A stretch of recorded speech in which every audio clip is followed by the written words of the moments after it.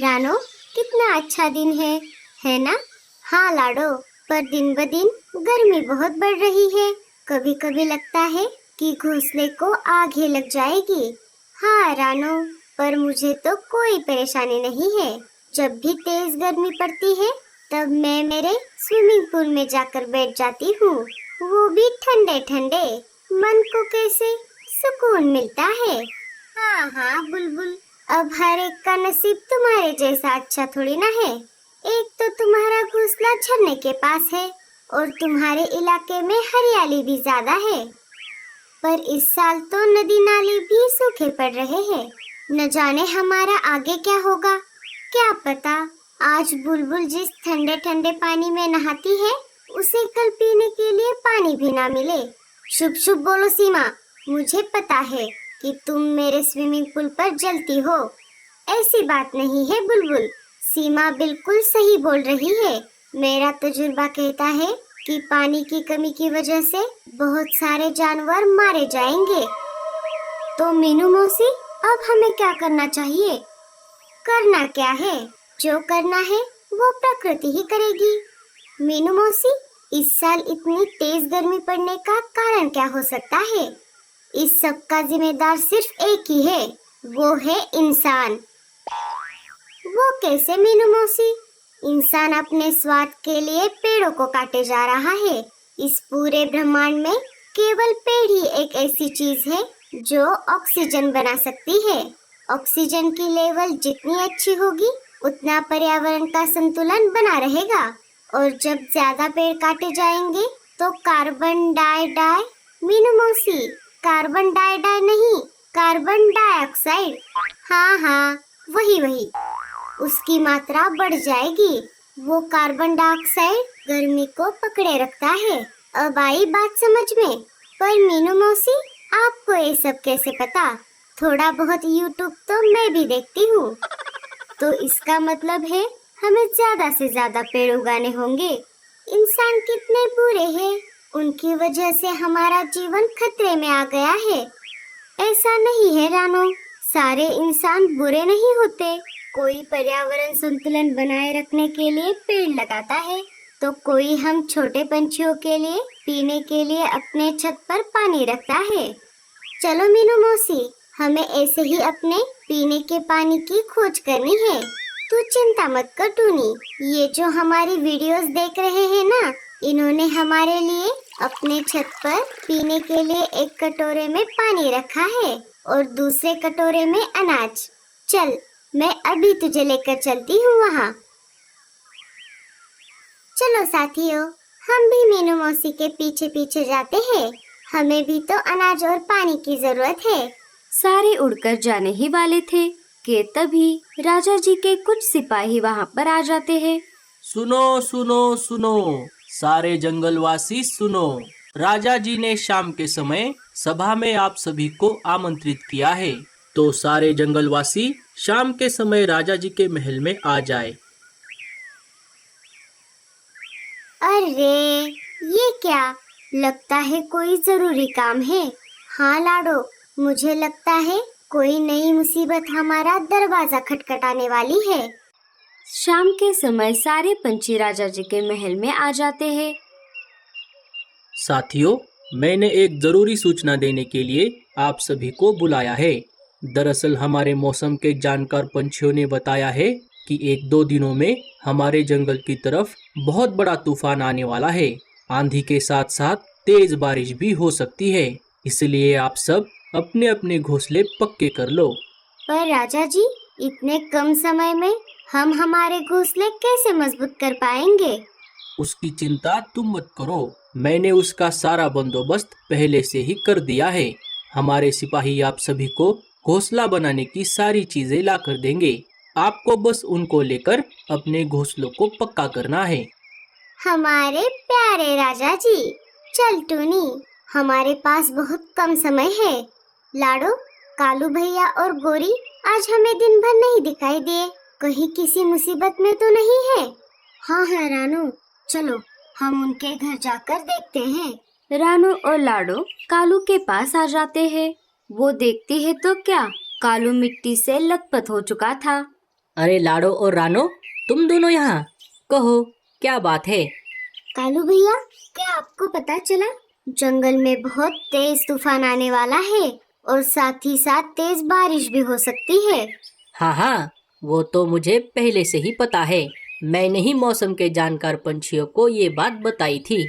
हाँ हाँ, हम कौवे होते ही इतने होशियार हैं। अरे रे, इसका मतलब ये सब बकवास था। चलो टूनी, हमें बेवजह परेशान होने की कोई जरूरत नहीं है। खामखा इस कौवे ने हमें परेशान किया। मीनू मौसी और टूनी गुस्से में वहाँ से चली जाती है। मीनू मौसी, सुनो तो, वो कहाँ सुनने वाली है। जब तेज तूफान और बारिश में फंस जाएगी तब उनको पता चलेगा। पर कालू भैया, आप ये मिट्टी से क्या बना रहे हो? चलो मैं दिखाता हूँ। सारे भूरे के पास आ जाते हैं जो मिट्टी से घर बना रहा था। ये तो मिट्टी का घर है। क्या यह बारिश आने से पहले सूख जाएगा? हाँ चिड़िया, हमने ऐसे मिट्टी का इस्तेमाल किया है जो 1-2 दिनों में ही सूख जाएगी। मैं तो कहता हूँ आप भी अपने घोंसले को मिट्टी से मजबूत बनाओ। पर हमें इतनी ढेर सारी मिट्टी कहाँ पर मिलेगी? मैं एक जगह जानती हूँ, जो नदी सूख रही है उसके पास में ही ढेर सारी मिट्टी है, वो भी गीली। हम वहीं से मिट्टी लेकर आएंगे। रानू, हमारे पास ज्यादा समय नहीं है, क्यों ना हम दोनों मिलकर हमारे लिए घोंसला बनाएं? इससे हमारा समय भी बचेगा और घोंसला भी मजबूत बनेगा। हाँ लाडो, ये सही रहेगा। दोनों घोंसला बनाने के लिए अच्छे जगह की खोज करने के लिए निकल पड़ती है। अजी, और कितनी मेहनत करनी पड़ेगी? ये मिट्टी गूंद गूंद कर मेरे हाथ तो दर्द करने लगे हैं। लो, अब आई है ये महारानी। इतनी सी मिट्टी लाने में इतना समय? अरे दीदी, मिट्टी खोद कर लाना कोई तुम्हारे जैसे मिट्टी गूंदने जैसा आसान काम नहीं है। हाँ हाँ, पता है पता है। अब तुम गूंदो, मैं मिट्टी लेकर आती हूँ। नहीं नहीं, जिसका जो काम है वो वही करेगा। अरे अरे, तुम दोनों झगड़े करना बंद करो और काम में हमारी मदद करो। देखो टूनी, कितना मस्त मौसम है। ना कोई हवा, ना कोई तूफान, यहाँ तक के पेड़ का पत्ता भी नहीं हिल रहा। पर तू रुक मत, जरा जोर जोर से पंखा चला। मीनू मौसी, मुझे तो ये तूफान के पहले का सन्नाटा लग रहा है। तू अपना मुंह मत चला, बस पंखा चला। चलो रानो, हम हमारा घोंसला बनाने का काम शुरू करते हैं। पहले हम थोड़ी मिट्टी जमा करते हैं, फिर सिपाहियों ने जो लकड़ियाँ रखी है उससे घोंसला बनाएंगे। दोनों ने अपना अपना काम शुरू कर दिया। इधर कालू और भूरे का मिट्टी का घर बनकर तैयार हो गया। अजी, ये क्या बना दिया? मटके के ऊपर मटका। इससे अच्छा तो हम बांस से बनाए हुए घोंसले में रहते। गौरी भाभी, इस मटके वाले घर से हमें 2 फायदे हैं। एक तो हमें गर्मी से राहत मिलेगी और दूसरा हम तेज बारिश में सुरक्षित भी रह पाएंगे। हाँ, बस हमें इसे सूखने देना है। पर भैया, मुझे और भूरे जी को कौन सा कमरा मिलेगा? ऊपर वाला या नीचे वाला? हम तो ऊपर वाले मटके में, मेरा मतलब कमरे में रहेंगे, है ना भूरे जी? ऐसे कैसे? इसे बनाने में हमने भी बहुत मेहनत की है। हम लेंगे ऊपर वाला मटका, मेरा मतलब कमरा। क्यों जी? नहीं नहीं, मैं तुमको हमारे ऊपर नहीं रहने दूंगी, हम ही रहेंगे ऊपर।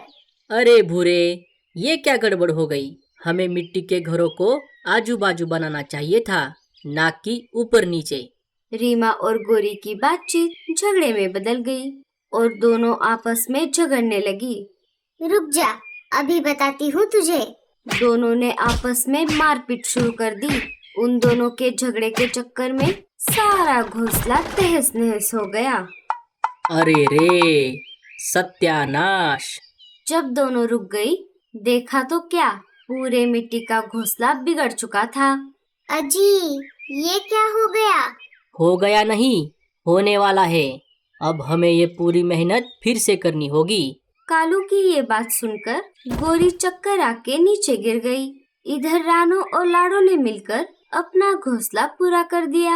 अरे वाह, तुम दोनों ने अपनी मेहनत और लगन से बड़ा ही प्यारा घोंसला बना लिया है।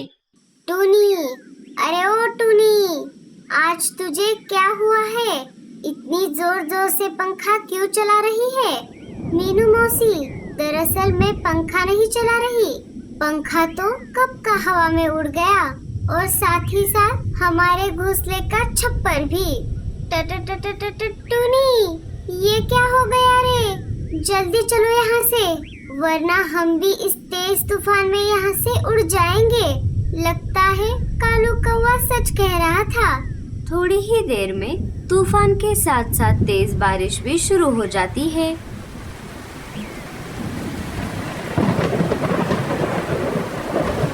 मीनू मौसी और टूनी रानो और लाडो ने बनाए हुए मिट्टी के घर में आ जाती है। लाडो, क्या तुम्हारा घोंसला इतनी तेज बारिश को झेल पाएगा?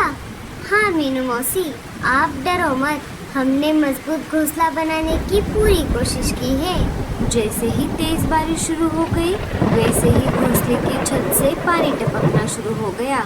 हे ऊपर वाले, इस बार बचा ले रे बाबा, अगली बार मैं मजबूत घोंसला बनाऊंगी। थोड़ी देर बाद दरवाजे पर किसी ने दस्तक दे दी। मत खोलो, दरवाजा मत खोलो, क्या पता कोई शिकारी हो। सारे डरे हुए एक दूसरे को देख रहे थे। लाडो ने खिड़की से झांककर देखा तो कालू कौवा और उसका परिवार बाहर बारिश में भीगता हुआ खड़ा था। अरे ये तो कालू भैया है, हमें दरवाजा खोलना होगा। मत खोलो, दरवाजा मत खोलो, अगर ये घोंसला हम सबको नहीं झेल पाया तो हम इस तेज बारिश में बाहर बुरे फंस जाएंगे। मीनू मौसी, इस मजबूत मिट्टी के घोंसले को बनाने में कालू भैया ने ही हमारी मदद की है, अब उनकी मदद करना हमारा फर्ज बनता है। खोलो खोलो, लगता है आज पानी में डूबकर ही जान चले जाने वाली है। लाडो ने दरवाजा खोल दिया। सारे घोंसले के अंदर आ गए। अच्छा हुआ भीनो, तुमने इतना अच्छा घोंसला बनाया, वरना हमारी तो खैर नहीं थी। रात भर तेज बारिश चलती रही। पूरे जंगल में सब तरफ अफरा तफरी मची हुई थी। रानो और लाडो, तुम दोनों ने बहुत ही बढ़िया मिट्टी का घोंसला बनाया है, पर ये इतनी तेज बारिश में भी कैसे टिक पाया? कालू भैया, हमने पहले लकड़ियों से घोंसले का ढांचा बनाया, फिर उसको मिट्टी से कवर कर दिया। भले ही ये कहीं कहीं से कमजोर होने की वजह से टपक रहा था, पर इससे हम सबकी जान तो बची। चलिए जी, हम भी रानो और लाडो के जैसा मजबूत घोंसला बनाते हैं, वो भी अलग अलग। जंगल के बाकी पंछी भी लाडो और रानो के जैसा मिट्टी के घोंसले बनाने लगे। उस दिन से सारे पंछी हंसी खुशी से रहने लगे।